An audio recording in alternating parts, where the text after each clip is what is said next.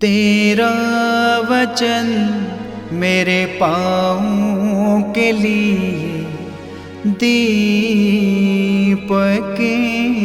है और मेरे मार्ग का उजियाला है। तेरा वचन मेरे पाँवों के लिए दीपक है। 22 अगस्त पहला पाठ थिस्सलुनीकियों के नाम संत पौलुस का दूसरा पत्र अध्याय 1 पद संख्या 1 से 5, 11 से 12 तक। हमारे पिता ईश्वर और प्रभु ईसा मसीह पर आधारित थिस्सलुनीकियों की कलीसिया के नाम पौलुस, सिलवानुस और तिमोथी का पत्र। पिता ईश्वर और प्रभु ईसा मसीह आप लोगों को अनुग्रह तथा शांति प्रदान करें।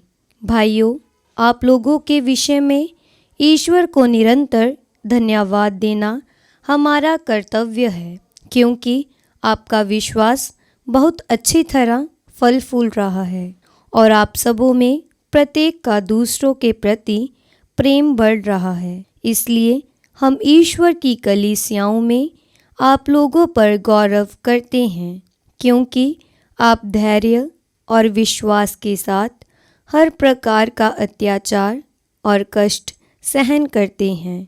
इसके द्वारा ईश्वर का वह निर्णय न्यायोचित सिद्ध हो जाता है, जो आपको ईश्वर के राज्य के योग्य समझेगा, जिसके लिए आप अब दुख भोगते हैं। हम निरंतर आप लोगों के लिए ये प्रार्थना करते हैं कि ईश्वर आपको अपने बुलावे के योग्य बनाए और आपकी प्रत्येक सद्इच्छा तथा विश्वास से किया हुआ आपका प्रत्येक कार्य अपने सामर्थ्य में पूर्णता तक पहुंचा दे।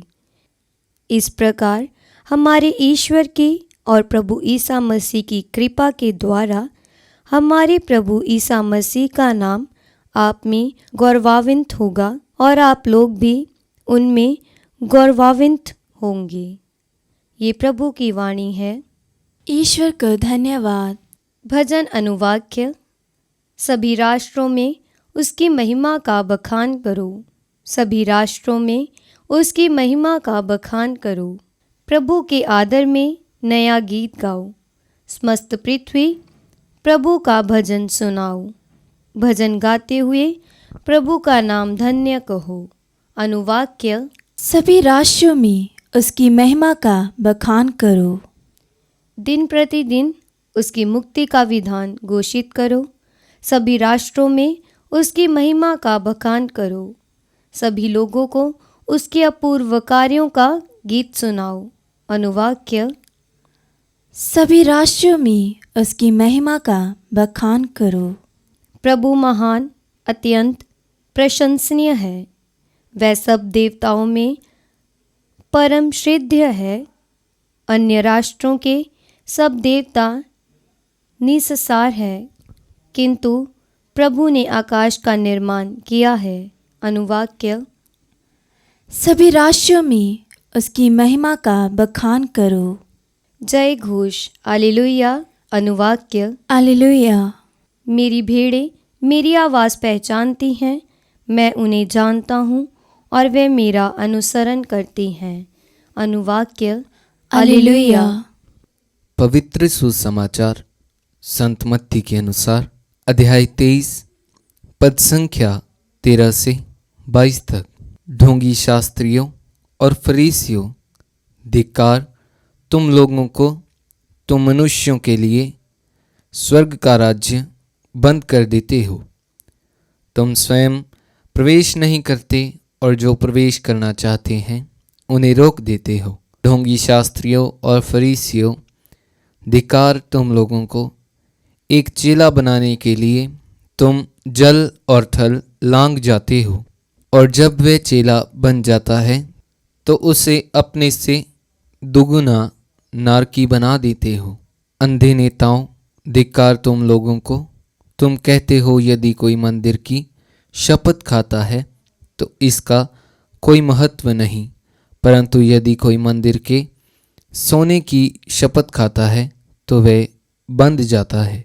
मूर्खों और अंधों, कौन बड़ा है, सोना अथवा मंदिर जिससे वह सोना पवित्र हो जाता है? तुम यह भी कहते हो यदि कोई वेदी की शपथ खाता है तो इसका कोई महत्व नहीं, परंतु यदि कोई वेदी पर रखे हुए दान की शपथ खाता है तो वह बंध जाता है। अंधों, कौन बड़ा है, दान अथवा वेदी जिससे वह दान पवित्र हो जाता है? इसलिए जो वेदी की शपथ खाता है वह उसकी और उस पर रखी हुई चीज़ों की शपथ खाता है। जो मंदिर की शपथ खाता है वह उसकी और उसमें निवास करने वाले की शपथ खाता है। और जो स्वर्ग की शपथ खाता है वह ईश्वर के सिंहासन और उस पर बैठने वाले की शपथ खाता है। यह प्रभु का पवित्र सुसमाचार है। क्रिस्त की जय।